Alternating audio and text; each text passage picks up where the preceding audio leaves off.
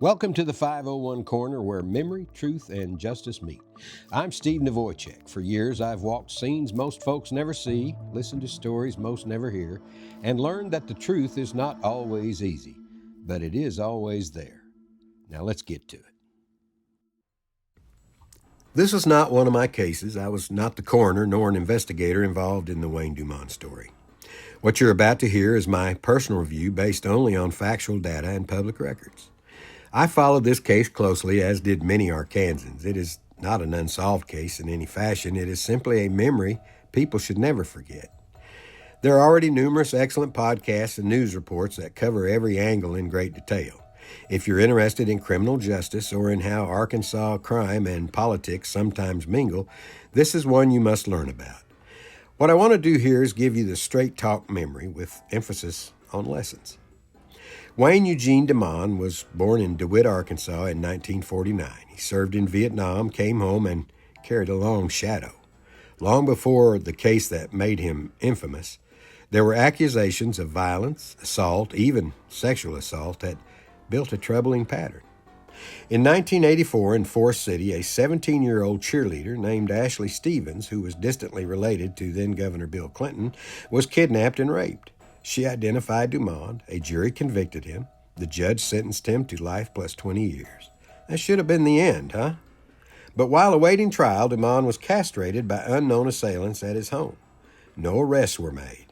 St. Francis County Sheriff Coolidge Conley even kept the severed testicles in a jar on his desk.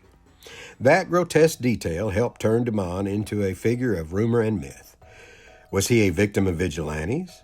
Was he targeted because of his victim's connection to Clinton? Those questions, stoked by talk radio and political partisanship, muddied the public view. The facts remained. The victim identified him, and the jury believed her.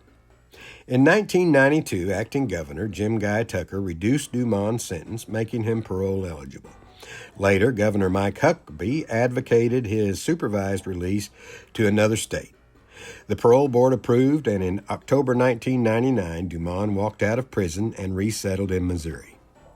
Within a year, tragedy struck. In September of 2000, 39-year-old Carol Sue Shields was raped and murdered in her apartment. DNA under her fingernails and hair evidence pointed directly to DuMond.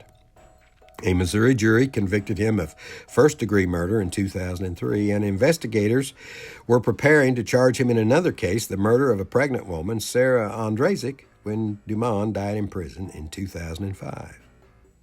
Now, why does this matter for a coroner's memory? Because it reminds us, first, context matters.